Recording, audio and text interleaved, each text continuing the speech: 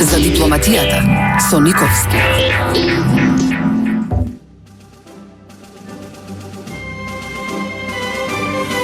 На крајот можеме да кажеме дека има и одредени позитивни навестувања, да кажеме дека се појавува некако светло над крајот од тунелот, што мора да не радува. Тоа е далеко од некаква гаранција, тоа е далеко од нешто сигурно и недискутабилно, меѓутоа сепак голготиве и премеженијава низ кои врвиме веќе година, скоро 2 години, на крајот покажуваат такви знаци на разврска и мораме да констатираме дека се случи одреден пресврт кој го навестува тоа светло на крајот од тунелот. Се започна фактички со посетата на премиерот досегашен на Вашингтон, каде и покрај сигурно острите критики кои ги доживеа, сериозните барања, јас не би рекол уцени, али веројатно слично на тоа кои му беа ставени на маса, сепак се свати во центарот на светот, кај главниот егемон, дека оваква каква што е Македонија е најдоброто решение и дека тоа треба да се поддржи. Дека единствен политичар кој може да ја контролира ситуацијата, да дава надеж, да обезбедува развој, тоа е досегашниот премиер и тие изиграна неговата карта. Тука мора се нагласи веднаш дека до израз дојде силниот, недискутабилен, главен, ако сакате, западен, а пред се американски начин на размислување, кој се нарекува прагматизам. Тие тераат по своите потреби, планови, шеми и слично, меѓутоа кој ќе дојде моментот дека тие истите што нели се на маса и се спроведуваат не даваат резултати, те имаат таа доблест, имаат таа решителност да застанат и да речат чекајте што правиме, каде одиме и што се од ова може да излезе. Имавме слична ситуација во конкретно кон Македонија, имавме слична ситуација во 2001 година, кога војната која тие започна во исполнение, во извршување на албанците од Косово, очекувајќи дека државата ќе се распадне по кратка постапка, кога видо дека тоа не се случува, таа војна која беше да во наводници ослободителна, се претвори во хуманитарна. И еден од албанските водачи во Македонија, Тачи, рече во една прилика и праша, рече, какви се тие човекови права се бараат со војна, човековите права се бараат со на еден демократски начин, со демонстрација кој треба, со блокади, со не знам како сакате, али во секој случај не со војна. Човекови права никој во светот не барал со војна. Меѓутоа тоа не се случи нас, али велам, среќата беше што тој американски пред се и западен прагматизам дојде до израз, сватија дека не може да го истера тоа што го наумиле, а да ја подсетам уште еднаш дека првите 5 соопштенија на ОНА беа дека се работи за ослободување на албанските територии во нашава земја. Значи тоа се фрли во вода и се отиде на планот Б кој се нарекува Охридски рамковен договор. Истото се случи и во 2004 година, кога имавме референдумот за беше најавен референдум за спречување на новата административна поделба на земјата, со која, пак ќе кажеме, крајно непотребно се албанизираат делови на Македонија, Кичево, Струга, во добар дел и Тетово, ако сакате, и се доведе до двојазично Скопје, а со тој цел дел или добар дел на Македонија. Кога свати американците дека поважно им е во тој момент да тие албанизирани делови останат, односно се реализираат, отколку името на државата, тие донесоа решение, го призна името на државата, привременно, делумно и слично, и ја постигнаа својата цел. Значи, прагматизмот налагаше да се направи еден исчекор во однос на името, како некаква компензација лажна и не, мислам во суштината некорисна, бидејќи Американците сами изјавија дека први ќе го споведат новото име кој ќе биде на некој начин договорено меѓу Македонија и Грција. Се надеваме дека такво нешто нема да дојде. Меѓутоа, во секој случај, тоа е картата која тие играат.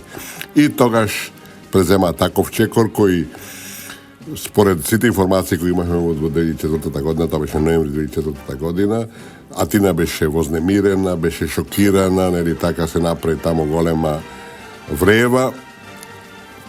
Сушност од денешен аспект можеме да предпоставиме дека се тоа беше вештачки, дека беше наместено, бидејќи нема никакви дилеми дека Вашингтон пред да го преземе тој чекор и да го признае привремено нашето уставно историско име, се консултирал со Атина и кажал што намерава.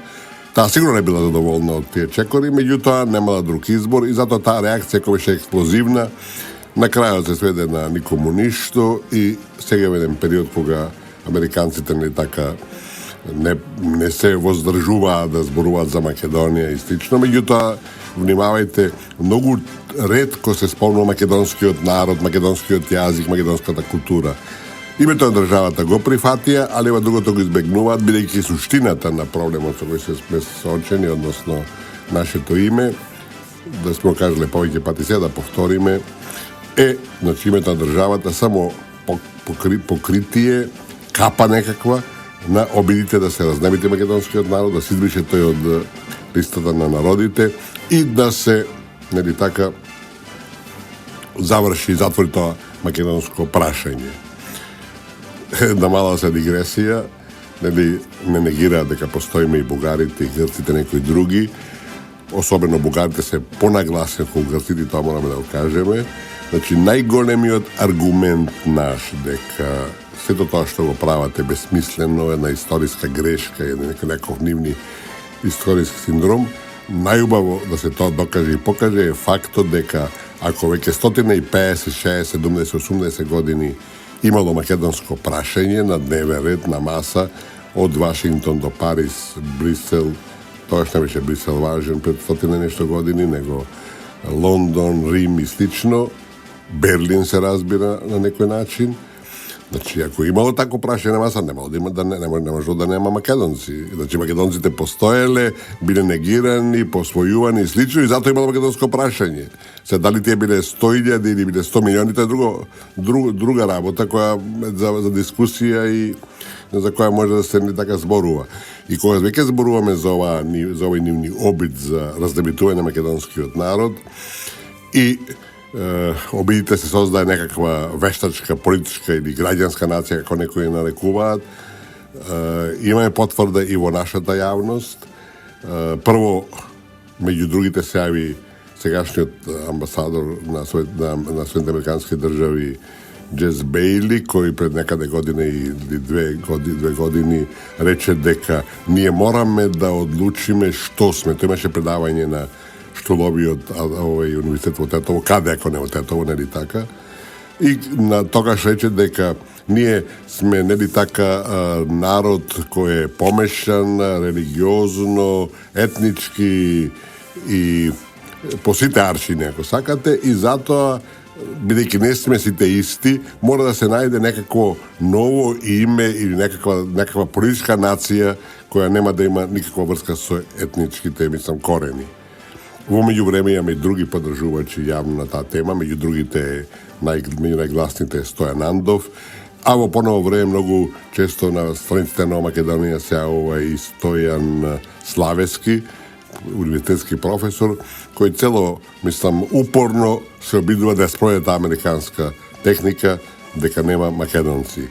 Значи, полека да го привршуваме овој дел од нашата денешна емисија, да констатираме дека дојде до сериозен пресврт во кризата која не гази веќе скоро 2 години, со посетата на премиерот, досегашниот премиер Груевски на Вашингтон, од кога де факто се свртија, се преместија релациите меѓу опозицијата наша и странскиот фактор, кој беше до сега апсолутно на нивна страна, ги поддржуваше во сите правци и во сите конкретни ситуации, бидејќи тие беа единствените кои беа спремни да го видат катербетот, со други зборови да ја прекаса државата и да го раземитат народот.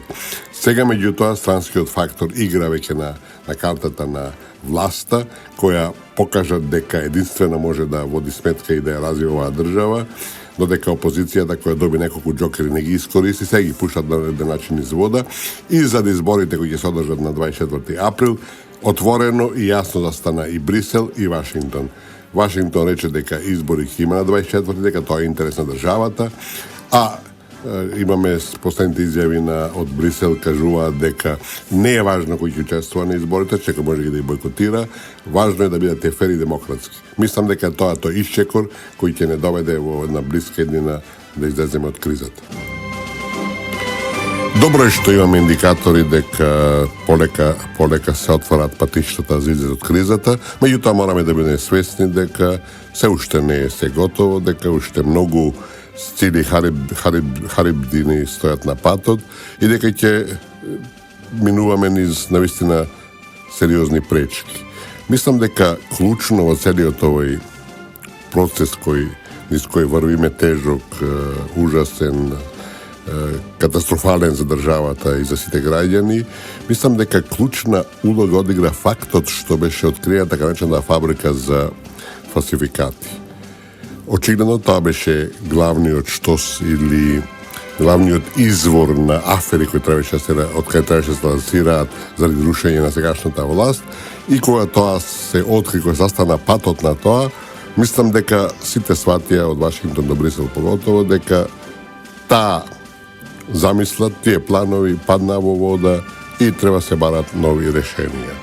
Тоа е добро, велам, али мислам дека треба да бидеме апсолутно уверени дека ќе имаме уште такви настани, ќе се фабрикуваат разни документи од разни страни кои ќе не враќаат назад. Меѓутоа, кога било кај нас тешко, кога било кај нас едноставно, секогаш е со разни проблеми, со разни конфронтации и сакали неќе, ние се навикнавме да врвиме низ терен кој не е мазен, кој не е баш, кој е џомбаст, кој не е едноставен да се минува.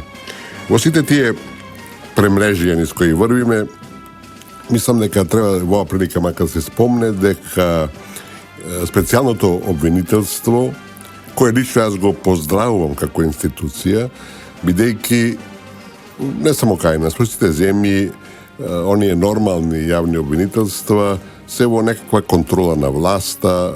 Познато е дека кај нас, предпоставам дека во многу други земји, нив ги обвинители ги поставува власта сама, значи става некои луѓе кои се на еден друг начин најдена доверба.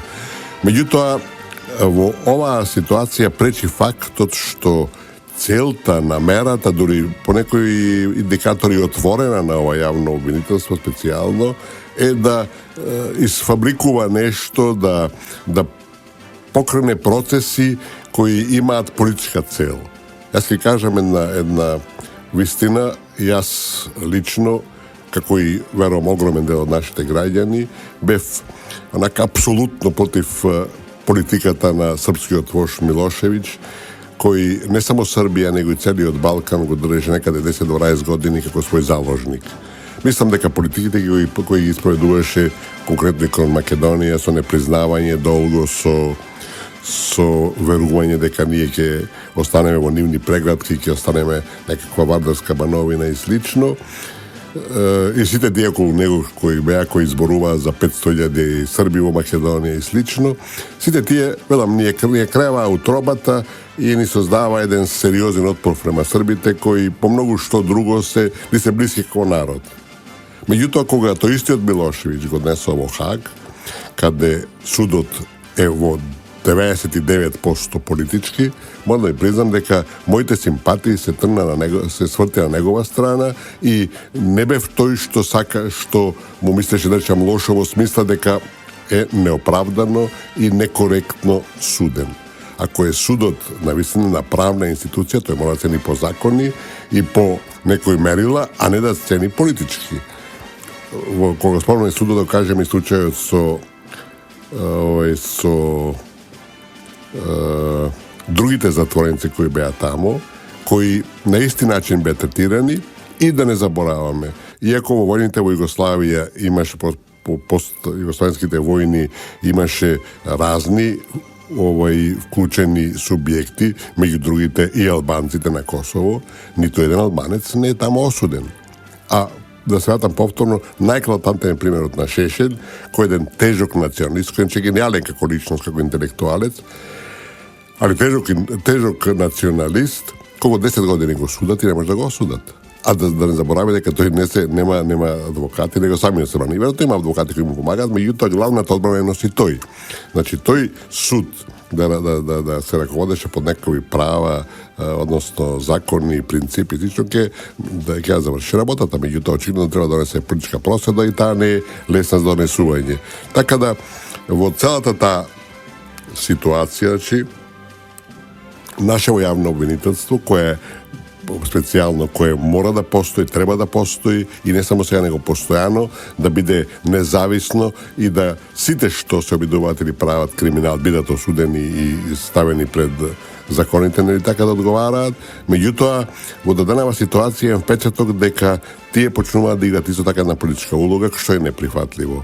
Мислам, клучно во тоа е фактот што материјалите кои му беа предадени од прислушувањето беа ставени во некако депо тамо без еден детален попис на што е предадено и како е предадено. И сега знаете што се случува кога така се постапи со еден исклучително важен документ кој раздрба оваа држава, ни ги стресе темелите на државата. Може кој сака што сака од тоа да земе, да додаде и така натака, бидејќи тоа не е дефинирано што материјали. И никој не го спомнува фактот дека во сите тие дискусии кои се покренаа после констатирањето дека нема записник детален на примените материјали, мислам дека е уште дури поважно да при предавањето на материјалите лидерот на опозицијата, кој сам кажуваше дека ги добил од странски служби, сам кажуваше дека самиот Божем ги читал, се видовме дека ги има и во фабриката за фалсификувани пасоши, лични карти, значи да мораше да се бара од нега една стриктна, многу прецизна изјава. Прво, дека ги предава сите материјали што ги предава се оригиналите кои му биде дадено, тоа е првото. Второ, дека нема задржано никакви копии од овие материјали и трето, дека никакви копии од овие материјали не се никому дадени. Значи, тоа се трите додатни, би рекол дури поважни аргументи и факти и прецизни, ако сакате, состојби, за да утре немаме никакви недоразбирања, да немаме никакви нели така манипулации и малверзации. Значи, трите изјави кои требаше и не е доцна да ги даде Заев, дека ги предал сите оригинали што му се биде доставени, нека не спомнува од кога е, тоа нека биде предмет на поширока истрага, че да каже дека сите оригинали ги предават, дека не задржа никакви копии и дека никој друг нема други копии. Мислам дека тоа е исклучително важно. Во меѓувреме се јави една наша слушателка која не потсети на пишувањето на една искусна и долгогодишна новинарка на Утрински весник, Слободанка Јовановска, која пишува, тоа и мене ми е познато, дека за државата е поважно членството од НАТО отколку името наше, а имплицитно значи и нацијата, односно идентитетот на народот.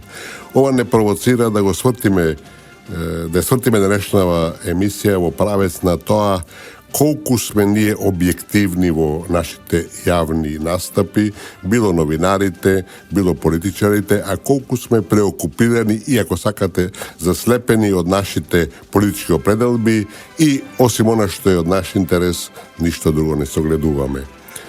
Имаме, за жал, една таква состојба во државата, во која сите се вклопени повеќе или помалку, при што се што е наше, односно нашиот политички избор или нашата политичка опција, се што таа прави е добро, а се што прават другите е лошо.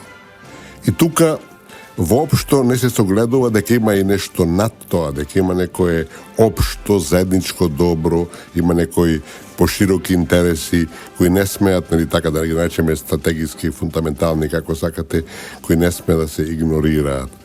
Во една прилика пред 4-5 години има еден тогашен политичар кој беше дел од опозицијата, имаше долг интервју во магазинот, мисличи Граѓански беше тогаш. И обично кога се долги интервју од 4-5 страници, мислам, обично нема човек ни време, расположение, толку време да посветува на било кого, а ако има нешто да се каже сериозно и важно, доволно е една страница, па нека биде и две од било кој магазин или вестник, а не 4 страници, 5 или 5. Го прочитав сепак тој интервју и беше целото исполнето со плукање на власта, на владата, без ниеден аргумент, факт дека тај нешто добро прави. Знаете, нека биде и најзабеганата влада на светот, најнекадарната, најнеспособната, најлошата влада на светот, таа не сака ќе направи нешто добро. И случајно, после неколку дена го сретнав авторот на тој интервју и отворено му реков, додека не кажеш макар една ситница позитивна за тој што го критикуваш, ти се делегитимираш сами од себе си, значи не си објективен.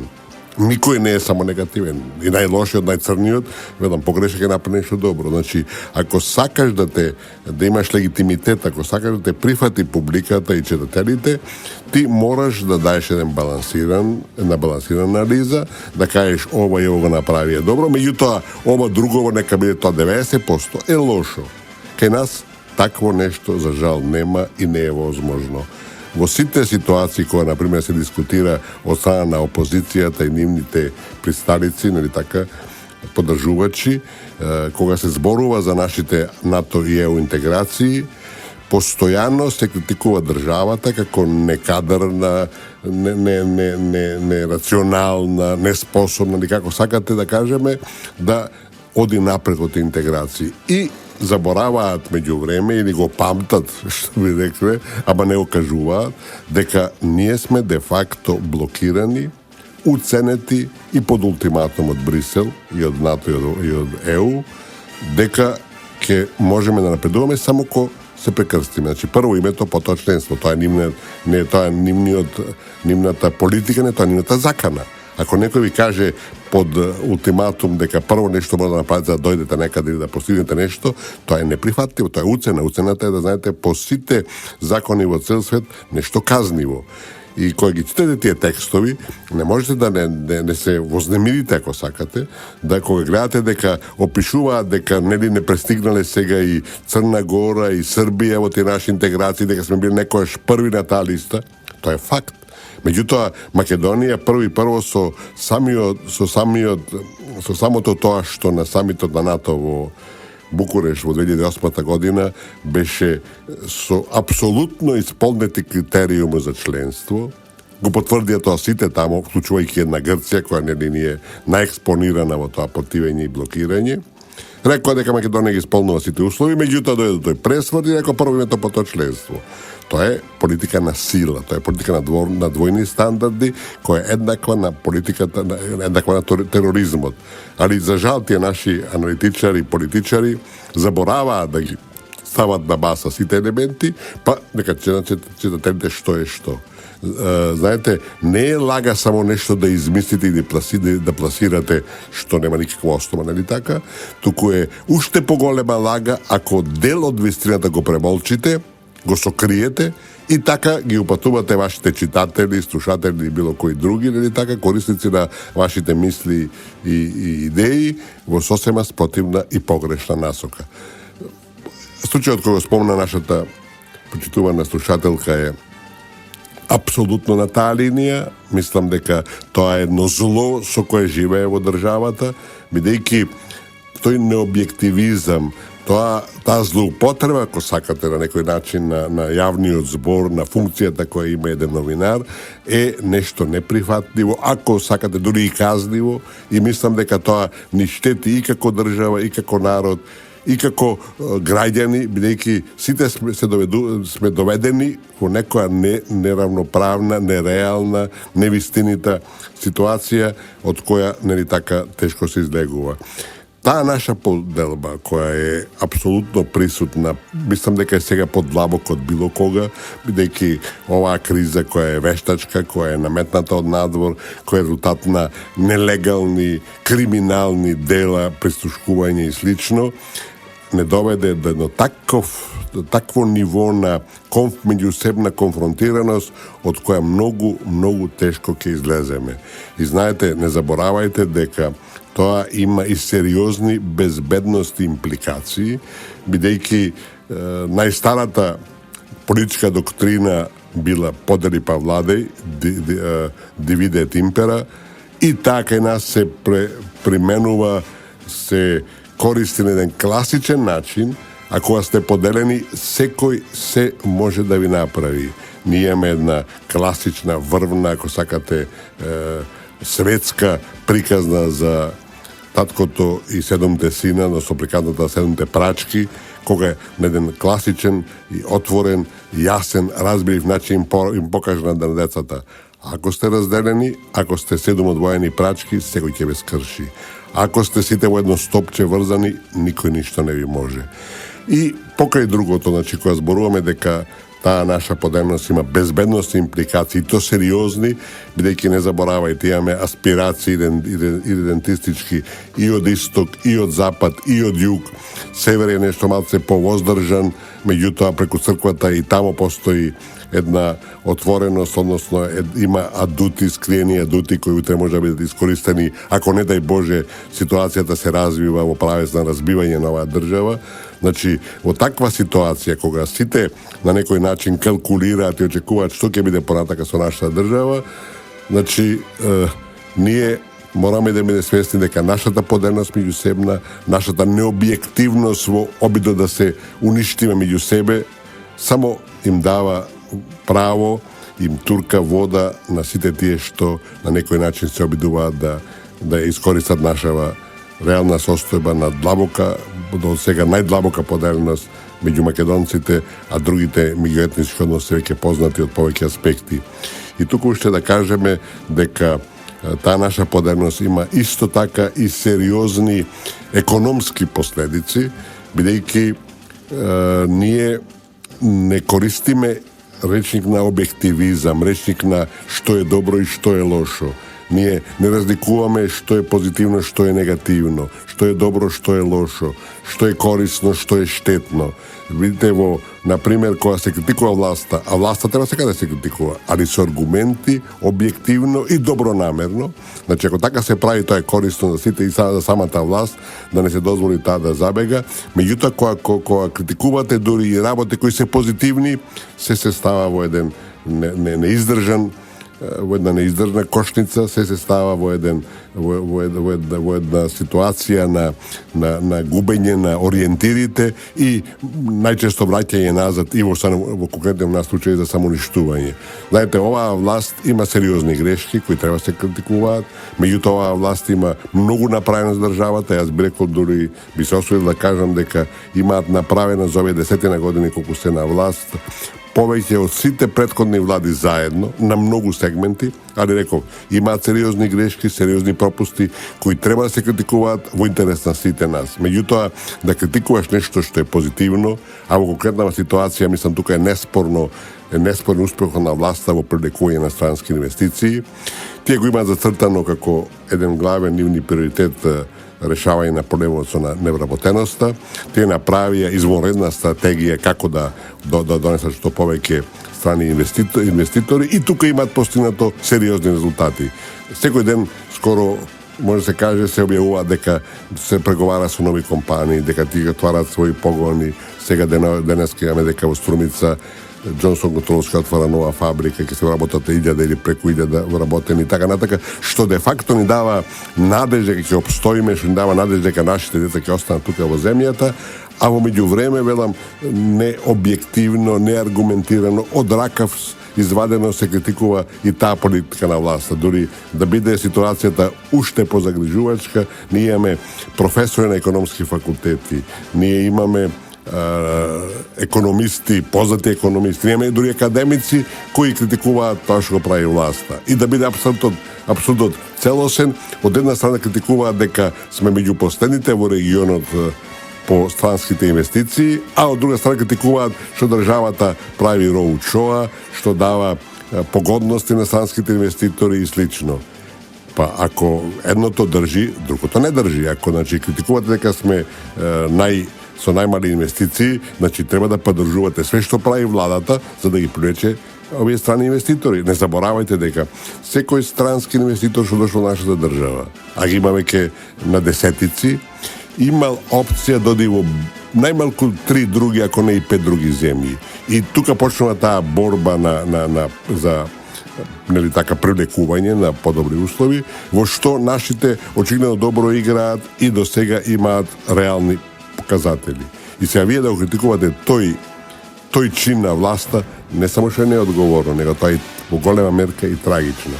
Велам, таа наша необјективност која спомна нашата слушателка се ја сврти ова емисија во правец на овие проблеми кои се реални, кои се загрижувачки и кои мораат полека да се надминуваат.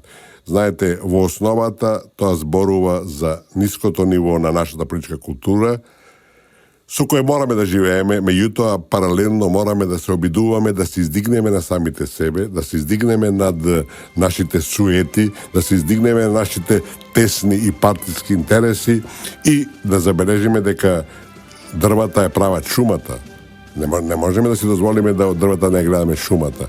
Тоа е нешто неспорно и да не дозволуваме сами да се сечеме гранката на која седиме, бидејќи тоа не само што не води никаде, него тоа не враќа назад да не гречеме во 19 век.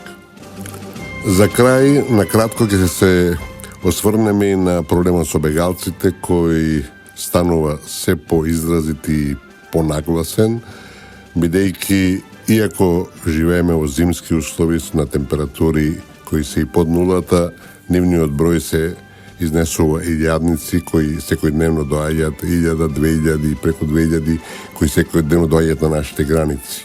Веќе сме рекли да повториме дека Брисел нема решение за овој проблем, тамо владе тотален хаос, недостатокот на заедничка надворешна и безбедносна политика каква нема да има Европската унија ни следните 20-30 години се нагласено доаѓа до израз, ја покажува нејзината блокираност и неспособност да се соочува и да ги решава проблемите и во целиот тој конгломерат многу лесно може Македонија да испадне жртва, бидејќи секој ги чува своите интереси, а Брисел ни на крај памет не му е да размислува дали на Македонија тоа ќе се одрази на еден или друг начин. Веќе е јавно ставено на знаење од Брисел дека Грција де факто не ја исполнува улогата која има како надворешна граница на Унијата и со други зборови сега се прави нека комбинаторија, тоа биде нашата македонско-грчка граница.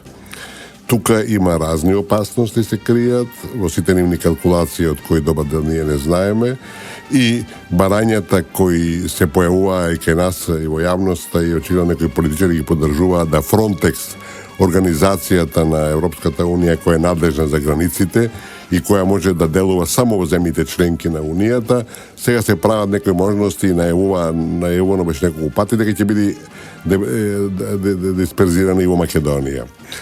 Ако дојдеме во ситуација да клучот, да границата, да линијата на поделба биде македонско-грчката граница, ние со самото тоа ќе се најдеме во опасност, бидејќи и да ја затвориме целосно границата, ако во Грција останат десетици илјади бегалци, те ќе најдат разни начини, преку шверцери, ќе пробиваат делови на оградената граница и слично, да влегуваат во Македонија и понатака нема да можат да одат. Грција нема да ги зема назад и така полека, макар да биде поедневно, бројот кај нас ќе расте и ќе се најдеме во една навистина неблагодарна ситуација. Ова го спомнуваме денеска повторно, бидејќи тоа е едно горешто прашање, тоа е проблем кој ќе ескалира апсолутно и тоа, јас мислам, незамисливи бројки на пролет, кој ќе се малце разубри времето.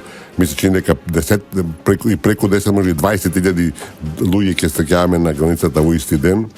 Ова нека бидат само погрешни прогнози и застрашување нека биде, меѓутоа велам не треба се исклучи и затоа мораме да преземеме се што е во наша можност да бидеме 25 сати дневно на нога, да следиме што се случува и на време да се превземаат соодветни мерки, бидејќи многу лесно Србија и Македонија може да бидат жртвувани од страна на Брисел.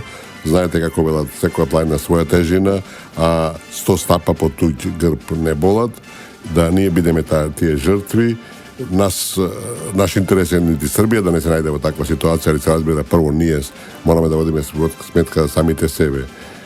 Ovo je jedno predupreduvanje na site naši nadležni faktori da otvorat oči i uši i da ne dozvola da Makedonija dožive nešto kao 1999. godina koji imamo 350.000 Kosovari na naše tlo. I na kraju od pobičaj, prvi od apel je da se kupujeme site domašnji proizvodi, бидејќи само така држава да ќе оди напред, само така ќе покажеме дека имаме патриотизам економски кој често пати во денешни услови е поважен од оној националниот и државниот, ако сакате, бидејќи се живее на крајот од денот од економијата, што ќе создадеме и што ќе произведеме. Деној бе во едно од нашите синџири на самопослуги и застанав неверувајќи на гондолата на полицата кај што беа супите. Имаше по 1 метар супи наредени разни од Подравка, од Хрватска и од Меги, не знам кој ги произведува Меги, дали се Србија или каде. А нашата витаминка имаше некаде од 20 на сантиметри. 2 дневни кесички беа изложени, а има по 10-15. Тоа покажува нашиот однос, тоа покажува нашата несериозност, нашата несвесност и велам лично гледајќи го тоа се срамев, меѓутоа тоа е ситуацијата со која сме сочени и која бара итно наше преиспитување и налага да секој наш човек кој е свесен, патриот и сака добро и на својата држава и на своето семејство и на своите пријатели да купува пред се македонски производи. Денешната мудрост е изрекана из познатиот ирски писател Оскар Вајлд, кој напишал една навистина провокативна реченица која многу кажува со основата. Тој напишал вака: секој што се ги пружа нозете колку што му е долга чергата, страда од недостиг на фантазија. Можда поточно ќе беше да кажеше дека му фали амбиција, меѓутоа тоа доволно зборува дека мораме да бидеме објективни во животот, да бидеме задоволни пред се од тоа што го имаме, меѓутоа во никој случај да не дозволуваме дека тука и да сметаме дека тука завршува се. Напротив, амбицијата е клучната карактеристика на секој човек и секој што мислам сака да успее во животот, мора да ги потпушта малце нозете надвор од чергата за да се обиде да постигне нешто повеќе, да ја прошири таа черга во име на сопствениот добробит и во име на сите негови членови на семејството, а све заедно и за општеството во целина. Ви благодарам, почитувани. Ова беше денешната емисија за дипломатијата со Никовски. Благодарам за вашето внимание. До следната недела во исто време. Трговско радиодифузно друштво Радио Слободна Македонија.